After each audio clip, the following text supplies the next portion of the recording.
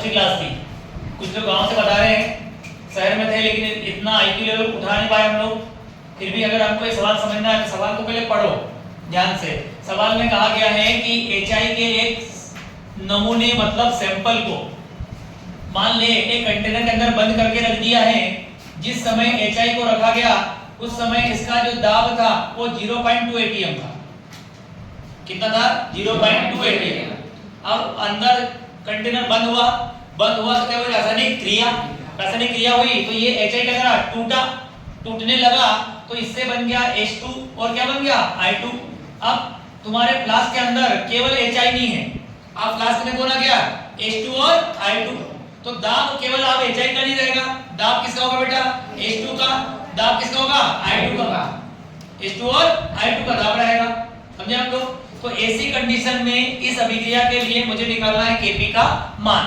क्या निकालना है? Kp का मान। अब Kp का मान ज्ञात करना है तो क्या करूंगा मैं? सबसे पहले मैंने कहा प्रारंभिक अवस्था में, प्रारंभिक अवस्था मतलब जिस समय ये दोनों नहीं थे, अगर उस समय ये दोनों नहीं थे उस समय HI का दाब वो था 0.2। कितना था? 0.2। और H2 का दाब कितना था? 0। I2 का दाब कितना था? 0। लेकिन साम्य अवस्था में, साम्य अवस्था में क्या हुआ कि ये जो HI है उसका हुआ अपघटन, उससे बना है H2 और क्या बना है? I2। तो कहीं ना कहीं 0.2 में से कुछ दाब कम होगा, किसका? HI का। और दाब बढ़ेगा, किसका बढ़ेगा? H2 और I2 का। अब H2 के मोल कितने हैं? 1। I2 का मोल भी कितना है? 1। इसलिए इसका दाब कितना होगा? मान लिया अपन ने X। इसका भी कितना होगा? क्या मान लिया अपन ने? X। जितना इन दोनों का बढ़ेगा उतना इसका क्या होगा? घटेगा। जितना इन दोनों का बढ़ेगा उतना इसका क्या करेगा? घटेगा।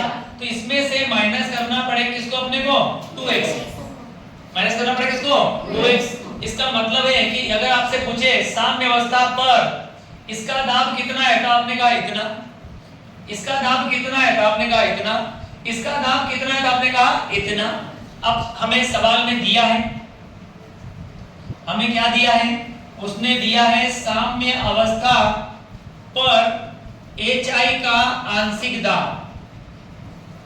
HI का आंशिक दाब कितना दिया है? 0.04।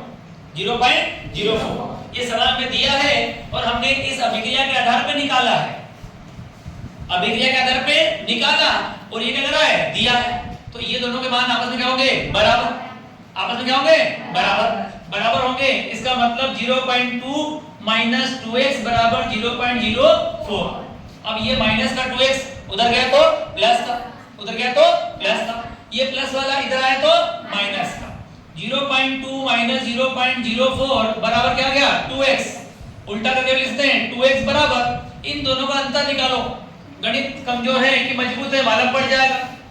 0.2 में से माइनस करना है 0.04 को, तो ऐसे माइनस करेंगे आप लोग, समझे?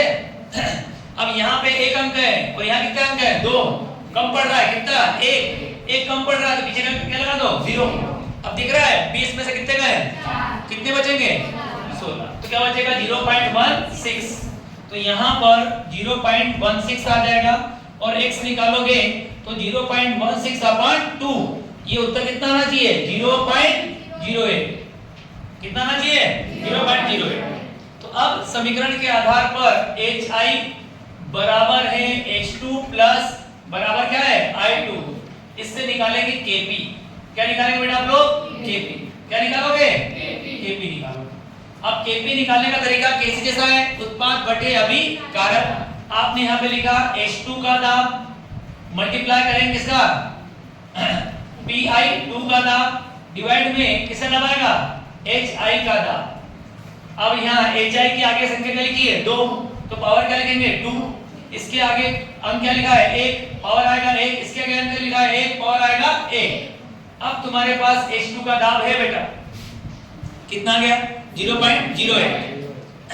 ये आ गया है 0.08। इसका भी कितना है? 0.08। और नीचे वाले का दाब HI का दाब साम्य अवस्था पर कितना दिया है 0.04, तो ये लिखा 0.04 पावर क्या है यहाँ पे 2। ये पावर 2 का मतलब इसका मल्टीप्लाई कितना करेंगे 2 बार, तो ये 2 लिखने के बजाय हम मल्टीप्लाई कर दें, मल्टीप्लाई करोगे 0.04, ये इससे कटे कितनी बार बेटा आपका 2 बार, ये इससे कटे कितनी बार इसका बेटा 2 बार, तो 2 का 2 में गुणा करो तो kb का मान कितना आ गया 4,